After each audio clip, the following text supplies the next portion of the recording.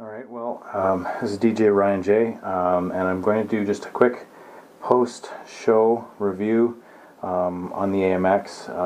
I did obviously play with this gig tonight, or play with this piece of gear tonight, and I'm really impressed with it.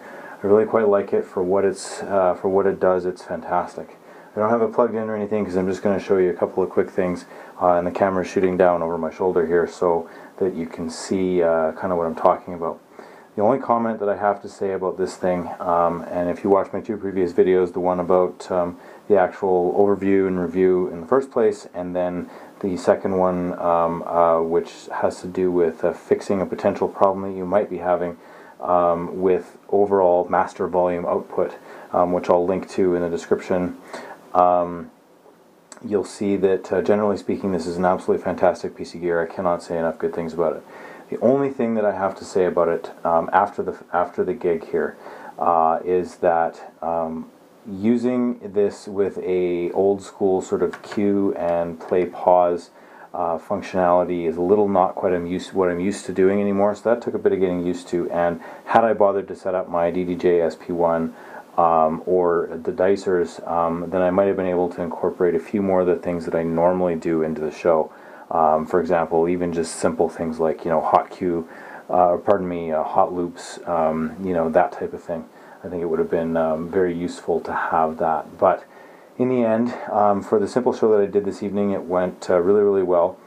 I have one comment that I'm going to make here, which is that generally speaking, the ability to do pitch shifting, whether it's actually adjusting the pitch of the track that is playing or doing a pitch shift, a bend up or pitch bend up and down, is the weak point of this particular device. The reason that I say that is because let's say that you're playing something on channel 2 here and you're trying to bring something in on channel 1, and so you hit play and then you're queuing it up, and then you need to go ahead and you're going to adjust your pitch. So you hit the shift and the gain knob to adjust your pitch. Okay, you've got it, Q, time to mix, you hit play, you bring up your volume, and now you need to go ahead and you're trying to do an adjustment. The problem with doing the adjustment is that you're using, generally speaking, the way that the surface is laid out, you have to use your right hand and your left to do the shift and adjust on the pitch in the first place, but then to do the bend, you have to switch hands, and you have to go left hand on the search DBS button, and then use your right hand on the big search knob, and that's how you accomplish the bend. There's no kind of way around that. You have to switch hands on knobs depending on what it is that you're doing, and that can be a little bit frustrating. I would say that in the gig tonight, I probably pushed this thing about as far as it's capable of going in terms of being able to do that.